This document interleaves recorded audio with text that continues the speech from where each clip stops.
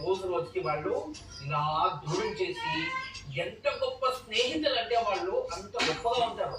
ఆఖరికి వాళ్ళు ఒకరినొకరు తిట్టుకోవడానికి, కొట్టుకోవడానికి, ద్వేషం పెంచుకోవడానికి స్టార్ట్ అయిపోయింది. అంటే మూడో వ్యక్తి వల్ల అన్ని ద్వేషాలు పెరిగాయి. ఆఖరికి జీవితాంతం విడిపోయే పొజిషన్ ఇలా ఏర్పడితే ఆ సమయంలో ఆ మధ్యలో ఉన్న మూడో వ్యక్తి గురించి ఒక వ్యక్తికి తెలిసింది. ఈ రోజు తర్వాత కదా ఇలా అయ్యింది. అప్పుడు వాళ్ళపైన దృష్టి పెడితే వాళ్ళు ఎందుకు వచ్చారో అర్థమైన తర్వాత వాళ్ళని దూరం పెట్టాడు ఒక వ్యక్తి. ఎప్పుడైతే ఆ మధ్య వ్యక్తి దూరం అవుతూ ఉంటాడో మళ్ళీ ఆ వ్యక్తి ఏం చేస్తాడంటే వీళ్ళిద్దరూ మళ్ళీ ఎక్కడ ఒకటైపోతారు అని చెప్పి మళ్ళీ లేనిపోనివి ఇంకొక వ్యక్తికి చెప్పి అలాగే వాళ్ళు దూరం చేయడానికి ట్రై చేస్తూ ఉంటారు.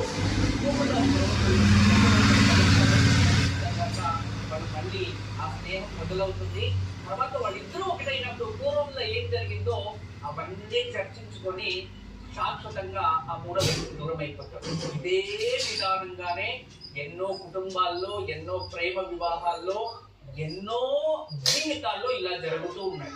ఒక భార్య భర్త విడిపోవాలంటే మూడో వ్యక్తులు కారణమవుతున్నారు. తల్లి తండ్రి దూరం అవ్వాలంటే మూడో వ్యక్తులు కారణమవుతున్నారు. అంతేకాదు పిల్లలు తల్లి తండ్రి విడిపోవాలన్నా మూడో వ్యక్తులు కారణమవుతున్నారు. దయచేసి మూడో వ్యక్తుల స్వార్థం కోసం ఒక కుటుంబాలు వేరు కాకూడదు. ప్రేమ, ఆప్యాయత, అనుబంధాలు, అనుకంపాలు ఇవి చాలా పవిత్రమైనవి.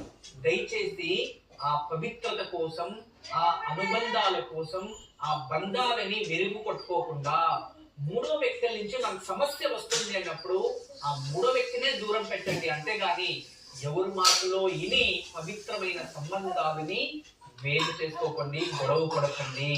ఎందుకంటే మూడో వ్యక్తి గాలి మాటలు వింటే ఎటువంటి స్నేహమైన, ప్రేమమైన, ఆప్యాయత అయినా వాళ్ళలో శత్రుత్వం అనేది తెలియకుండానే పెంచుకొనేస్తారు. అందువల్ల ఇటువంటి వ్యక్తిత్వాల నుంచి అయినంత వరకు జాగ్రత్త వహించండి. గురుజీకి ఈ రోజు కార్యక్రమంలో విరామం తీసుకుందాం. ఓంకారం special partner cycle pure agarbatti, health, wealth and happiness, మత్తు ఆయుర్వేద షో. ఇప్పుడు కార్యక్రమంలో విరామం. రేపు ఉదయాన్నే ఎవరైతే హనుమాన్ చాలీసా పారాయణం చేసుకుంటారో ఆంజనేయ స్వామిని వెళ్ళి దర్శించే రోజు. గురుజీకి ఈ రోజు మన సంప్రదాయం ఏం తెలియజేయబోతున్నారు?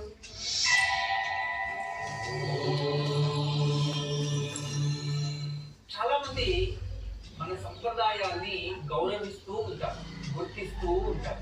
చాలా మంచిది. అయితే చారువాకులో ఉంటారు. పూర్వంలో ఈ సంప్రదాయం అనేది చారువాకు సంప్రదాయం అని. వాళ్ళ పని ఏంటి